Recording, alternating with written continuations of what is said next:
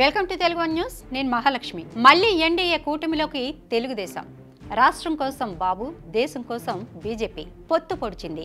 దేశ ప్రయోజనాల కోసం అంటూ బీజేపీ, రాష్ట్ర ప్రయోజనాలే ముఖ్యమంటూ తెలుగుదేశం సార్వత్రిక ఎన్నికల ముందు జట్టు కట్టేందుకు దాదాపుగా ఒక అవగాహనకు వచ్చేశాయి. అంటే తెలుగుదేశం ఎన్డీఏలో చేరడం ఖాయమైపోయింది.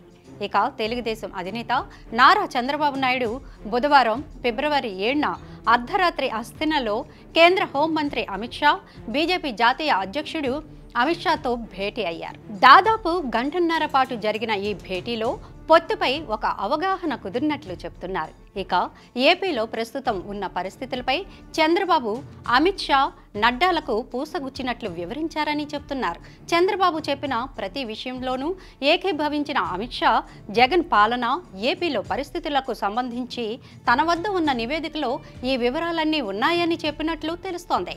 ఇక ఇలా ఉండగా ఇప్పటికే ఎన్డీఏలో భాగస్వామ్య పక్షమైన జనసేన ఏపీలో ఇప్పటికే తెలుగుదేశం పార్టీతో పొత్తులో ఉన్న సంగతి తెలిసిందే.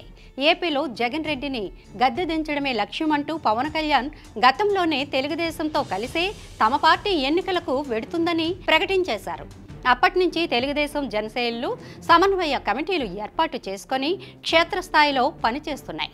తెలుగుదేశం జాతీయ ప్రధాన కార్యదర్శి నారా లోకేష్ యువగలం పాదయాత్ర ముగింపు సభలో చంద్రబాబుతో కలిసి పవన్ కళ్యాణ్ కూడా పాల్గొన్న సంగతి తెలిసిందే. అయితే మొదటి నుంచి కూడా పవన్ కళ్యాణ్ బీజేపీని కూడా కలుపుకొని పోతామన్న అభిప్రాయమే వ్యక్తం చేస్తూ వచ్చారు. ఆ విషయంలో ఏదీ తేల్చకుండా నాంచిన బీజేపీ ఎట్టకేలకు ఏపీలో తెలుగుదేశం, జనసేనలతో కలిసి నడిచేందుకు ముందుకు వచ్చింది. సార్వత్రిక ఎన్నికల్లో 400 స్థానాలు లక్ష్యంగా పెట్టుకున్న బీజేపీ ఎన్డీఏ బలోపేతంపై దృష్టిని సారించింది. అందుకే పాత మిత్రులను కలుపుకుపోవాలని చూస్తోంది. ఈ నేపథ్యంలోని చంద్రబాబుతో అమిత్ షా, నడ్డాలు భేటీ అయ్యారు. ఇక జనసేనాని పవన్ కళ్యాణ్ కూడా గురువారం హస్తిన వెళ్లి అమిత్ షా, నడ్డాలతో భేటీ కానున్నారు. అయితే అప్పటికే చంద్రబాబు హస్తిన నుంచి హైదరాబాద్కు వచ్చేస్తారు. ఒకరోజు వ్యవధిలో తెలుగుదేశం అధినేత, జనసేన అధినేతతో అమిత్ షా, నడ్డాలు వేరువేరుగా భేటీ అవ్వడానికి కారణం ఏమిటన్న దానిపై రాజకీయ వర్గాల్లో పలు రకాల చర్చలు జరుగుతున్నాయి. అయితే బీజేపీ కలవడంతో ఏపీలో సీట్ల సర్దుబాటు విషయంలో ఇప్పటికే ఒక అవగాహనకు వచ్చిన తెలుగుదేశం, జనసేనలు తమ తమ స్థానాల్లో 1-2 త్యాగం చేయాల్సి వస్తుంది.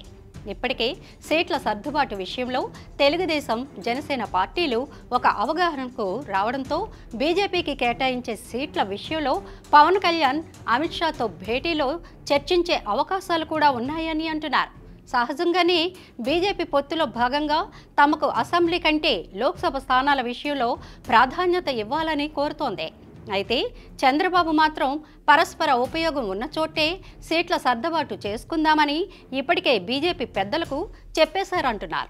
అలా కాకుండా బలం లేని చోట పోటీకి నిలబెడితే అది అంతిమంగా వైసీపీకి అనుకూలం అవుతుందని ఆయన వివరించినట్లు చెబుతున్నారు.